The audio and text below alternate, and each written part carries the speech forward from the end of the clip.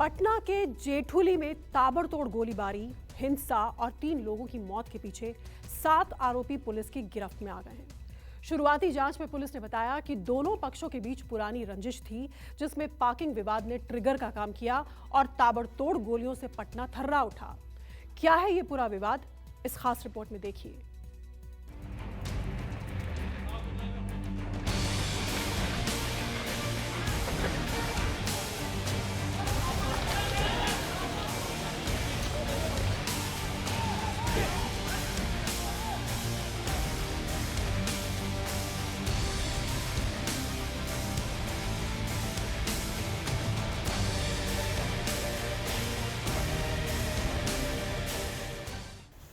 पटना के जेठुली गांव जलाने और 24 घंटे से ज्यादा तक तनाव में रखने और सुशासन को सवालों के घेरे में डालने वाले 7 मुलजिम हैं, जिन्हें पुलिस ने पकड़ा है। आरोप है कि पार्किंग जैसे मामूली विवाद को इन्होंने मौत और तांडव में बदल दिया। सुशासन को ठेंगा दिखा दिया। पटना को जलाने वाले इन आरोपियों को जान लीजिए। पीड़ित परिवार की माने तो इनके नेताओं से संबंध हैं। तो आइए देख लेते हैं कि पार्किंग विवाद के आरोपी कौन कौन हैं। सतीश कुमार, बच्चा राय, प्रभु राय, उमेश राय, संजय राय और 2 अन्य। इनकी गुंडागर्दी और सनक की तस्वीरें देखिए। पार्किंग को लेकर थोड़ा विवाद क्या हुआ, राजधानी पटना का ये इलाका मौत और आग के शोले में बदल गया। 2 गुटों में फायरिंग हुई, 3 लोगों की मौत हुई, घरों में आगजनी हुई, सड़कों पर तांडव हुआ। ये घटना पटना के जेठुली गांव की है। पार्किंग को लेकर 2 पक्षों के बीच में विवाद हुआ। 2 पक्षों के लोग विवादित स्थल पहुंचे। दोनों पक्षों के बीच 50 राउंड गोलियां चली। हमले में एक पक्ष के 3 लोगों की मौत हो गई। आरोपियों के घर और गाड़ियों को जलाया गया। इलाके में तनाव जारी है और भारी पुलिस बल की तैनाती है।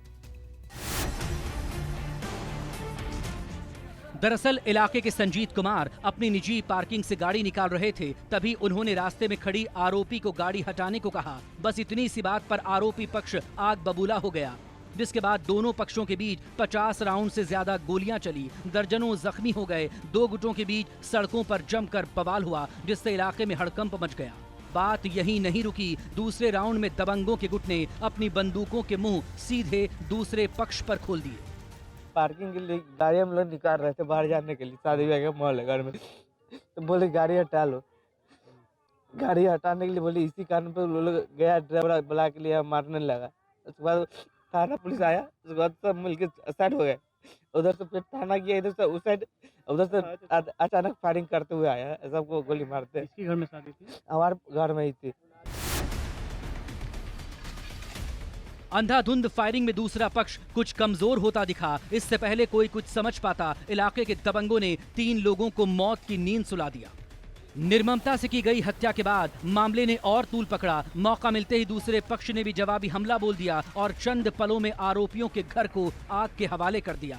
जिस घर में आग लगाई गई, उसके अंदर फंसे लोगों ने बमुश्किल कूद फांद कर अपनी जान बचाई। इस इलाके में आज भी तनाव है। आज सुबह से ही रुक रुक कर यहाँ पे जो उपद्रवी है वो लोग तोड़फोड़ कर रहे हैं। देखिए, ये जो घर है वो उमेश राय जो आरोपी थे उनका घर है, और किस तरीके से यहाँ पूरे घर में आग लगा दी गई थी। गुस्साई भीड़ ने सड़कों पर खड़े किसी भी वाहन को नहीं बख्शा। गुस्साए लोग पुलिस से ही भिड़ गए।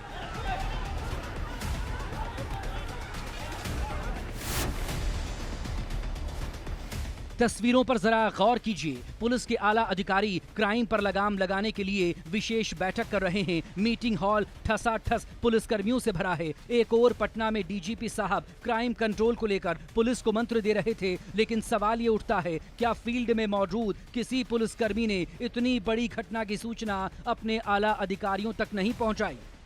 देखिए, अभी भी जो घरों से जो धुआं है वो निकल रहा है। पूरी तरीके से जो आग लगा दी गई थी, और कल से पुलिस को यहाँ स्थिति को नियंत्रित करने की कोशिश करनी जा रही है। ये मैरिज हॉल है जो बताया जा रहा है कि बच्चा रहा है जो एक हमलावर था, वो उसका वो मैरिज हॉल है। और वहाँ भी आप देखिए किस तरीके से यहाँ भी पूरी तरीके से आग लगाई गई थी। घटना की गूंज जैसे ही सियासी गलियारों तक पहुंची, सियासतदान भी हर बार की तरह एक दूसरे पर आरोप प्रत्यारोप करते दिखे।